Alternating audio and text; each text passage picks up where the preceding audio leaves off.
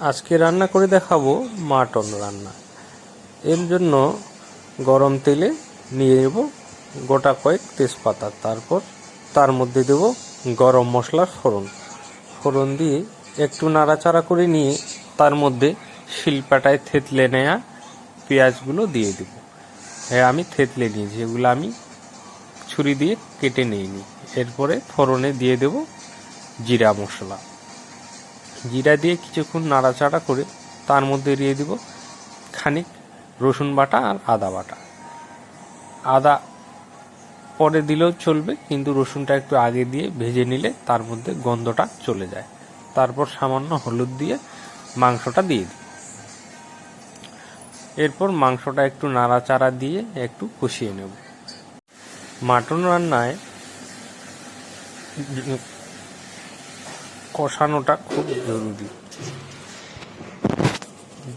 এই জন্যে সামান্য একটু জল দিয়ে, যাতে মশলাটা পুড়ে না যায়, সেজন্য আবার একটু কষে নেব। তারপরে এতে আদা কুচি যোগ করব। আদাগুলোকে মাংসের সাথে ভালোভাবে মিশিয়ে আর একটু কষিয়ে নেব।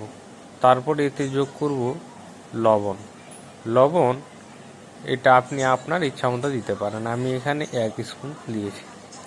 আর এরপরে যোগ করব ঝালের জন্য শুকনা লঙ্কা গুঁড়া।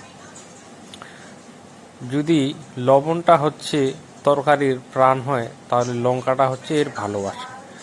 লঙ্কাটা স্বাদ মতো দিয়ে এর মধ্যে গরম জল দিয়ে একটু নেড়ে চেড়ে ঢাকা দিয়ে দেব।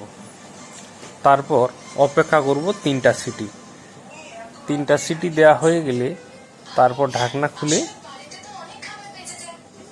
যে আলুগুলো দিয়েছিলাম সেগুলো তুলে রাখবো, কারণ আলুগুলো না হলে কষানোর সময় গলে যাবে আর মাংসটা বেশ ভারী হয়ে যাবে।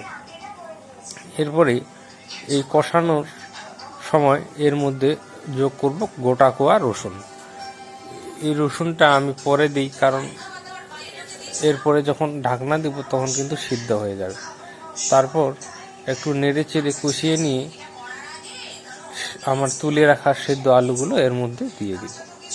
তারপর গরম জল দিয়ে সুন্দর করে ঢেকে দেব। তারপর আরও 3টা সিটি বা 2টা সিটি, যে যেমন সিদ্ধ খান সেরকম দিয়ে অপেক্ষা করতে হবে। 3টা সিটি দিয়ে দিলে মাংস রান্না রেডি। এখন দেখুন কালারটা কি সুন্দর এসছে, খেতেও কিন্তু দুর্দান্ত হবে। ধন্যবাদ সবাই।